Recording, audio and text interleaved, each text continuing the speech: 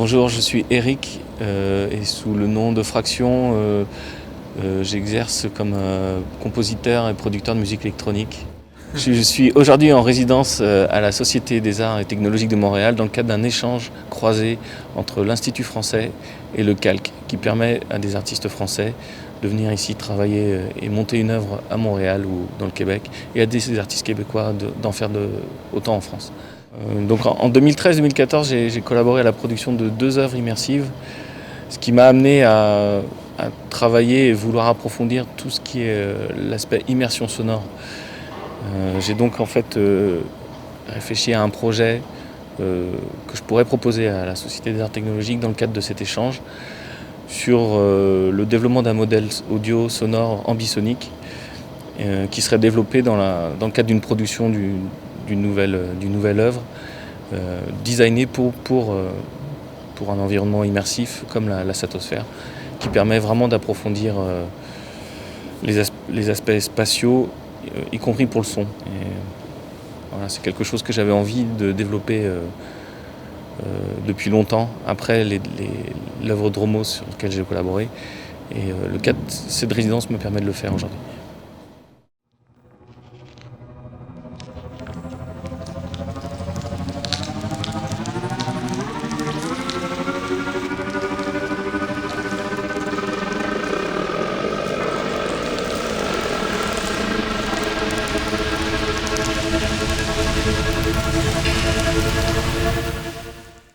Alors pour expliquer en 2 mots ce qu'est l'ambisonie, c'est que c'est une technique de spatialisation qui repose sur le découplage, la décomposition des ondes sonores en harmonique, ce qui permet d'approfondir tout ce qui est contrôle de l'espace acoustique et jouer sur des effets psychoacoustiques qui ne permettent pas en fait une spatialisation dite classique. Avec l'ambisonie par exemple, on n'est plus vraiment tributaire du nombre de loudspeakers disponibles dans un lieu. Le lieu devient unifié d'un point de vue sonore et on spatialise les sources complètement dans un espace virtuel comme on pourrait le faire sur le travail sur la vidéo avec un espace 3D. On accède à des techniques de manipulation spatiale du champ sonore, comme on peut le faire pour un espace 3D virtuel pour de la projection visuelle. Ces manipulations de champ sonore se fait avec des contrôles tactiles de type tablette ou iPad et permet vraiment de renforcer l'immersion ou l'illusion d'immersion pour le spectateur. C'est-à-dire qu'on peut jouer avec les mouvements spatiaux, avec les profondeurs, les distances dans l'espace.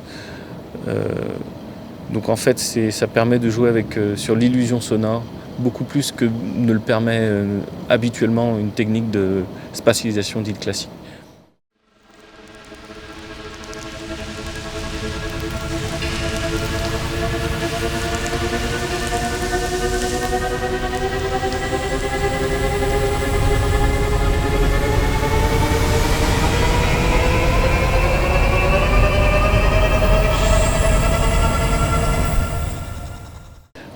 Donc le projet est structuré on va dire en trois artefacts différents.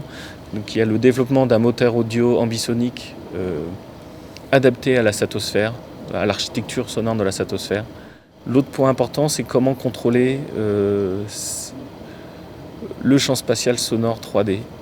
Et pour ce travail, le meilleur moyen que j'ai trouvé, c'est d'utiliser un logiciel qui s'appelle Yanix, qui a été développé à Paris en prenant l'héritage d'un compositeur qui s'appelle Xenakis, qui a été le premier à penser la spatialisation sonore comme une extension d'une vision architecturale de l'espace. Donc ce logiciel Yanix permet notamment d'écrire une partition spatiale du champ sonore, des mouvements. Et c'est ce qui me permettra d'atteindre le 3e point, qui est la création de l'œuvre en elle-même, avec le design esthétique. Voilà. Donc en fait, on a 3 points, l'ambisonie, la partition spatiale avec Yanix et ensuite la création proprement dit et de l'esthétique de l'œuvre. Mon rêve, c'est de pouvoir en fait contrôler et manipuler le champ sonore le plus possible dans toutes ses composantes, acoustiques, esthétiques. Donc en fait,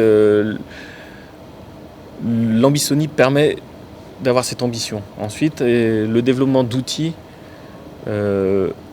temps réel doit le me permettre. Donc en fait, une des autres grosses parties, c'est de développer sur les interfaces de contrôle pour pouvoir jouer et modifier en temps réel l'espace acoustique.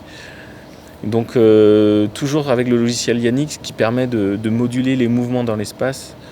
Je vais mettre en œuvre un certain nombre de dispositifs comme la distorsion en temps réel des courbes géométriques qui auront été composées avec l'équipe de Yanix, qui suivront l'architecture du dôme. Donc ça, c'est un aspect de temps réel qui est très important sur l'architecture sonore. Ce projet est très orienté architecture sonore. Et enfin, le dernier point, pour ce qui est esthétiquement, le traitement, le process, tout sera en temps réel. Donc le projet est vraiment orienté, voilà, on est dans un dôme, on diffuse un champ sonore et comment on le manipule, et comment on le contrôle et comment on le compose.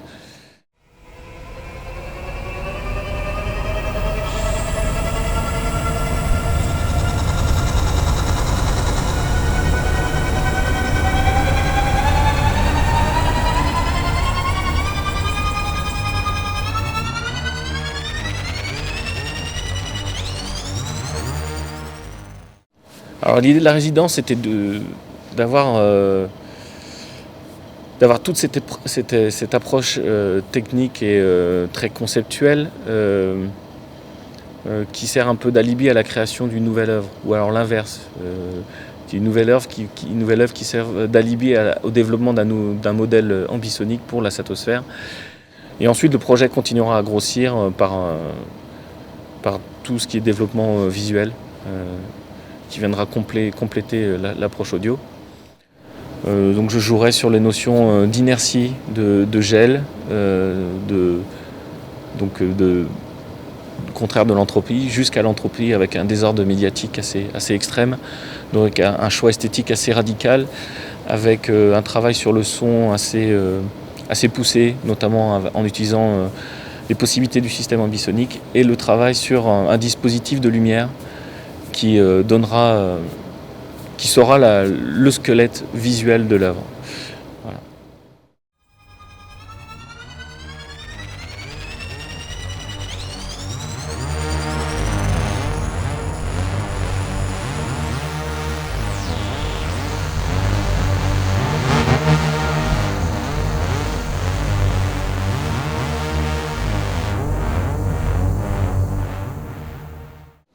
Alors le nouveau projet s'appelle Entropia. Donc c'est une œuvre audiovisuelle, en fait une performance audiovisuelle qui sera ensuite déclinée en installation, qui s'est construit autour d'idées d'un architecte qui s'appelle Richard Fuller, qui a été un peu l'inventeur du dôme géodésique, et un aspect scientifique qui est l'entropie, qui est en fait le principe qui caractérise l'augmentation du désordre, qui est une forme inéluctable qu'on peut observer dans l'univers. Le projet vraiment glisse sur ces deux notions, sur une sorte d'unité entre architecture et spatialisation sonore. C'est-à-dire qu'avec la spatialisation, on peut aller à la rencontre d'une entité physique en jouant sur ses limites, en positionnant le son exactement précisément sur les courbures de l'espace.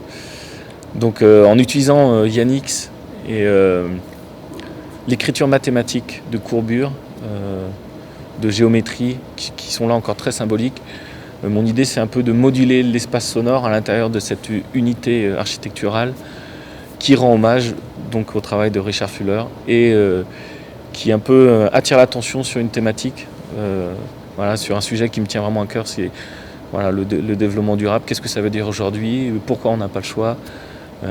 Qu'est-ce que c'est l'augmentation d'entropie et pourquoi ça s'impose à nous, notre développement, et que même si on pense que ça va mieux, et non, c'est pas aussi simple que ça. Même voilà, L'augmentation du désordre, elle est un peu transversale aujourd'hui. Donc c'est vraiment quelque chose qui me tient à cœur. Mais le dôme, il n'existe pas sans raison. C'est-à-dire que c'est une forme qui correspond à une sorte de climax d'efficacité énergétique. C'est-à-dire que c'est un peu la structure qui te demande le moins d'énergie pour tenir. Et donc Richard Fuller disait que c'était un peu la réponse de l'architecte à plein de questionnements qu'il avait dans les années 60-70, que c'était le dôme qui pouvait être une solution en termes architectural pour rendre le modèle de développement humain le plus efficace dans un point de vue, dans une perspective d'utilisation des énergies fossiles, des choses comme ça. Donc c'est vrai que le symbolisme de ce dôme, il est puissant.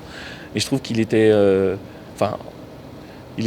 trouve, vraiment très intéressant de pouvoir réutiliser ce symbolisme pour en créer une œuvre en unifiant l'architecture et la dimension spatiale du son. Voilà.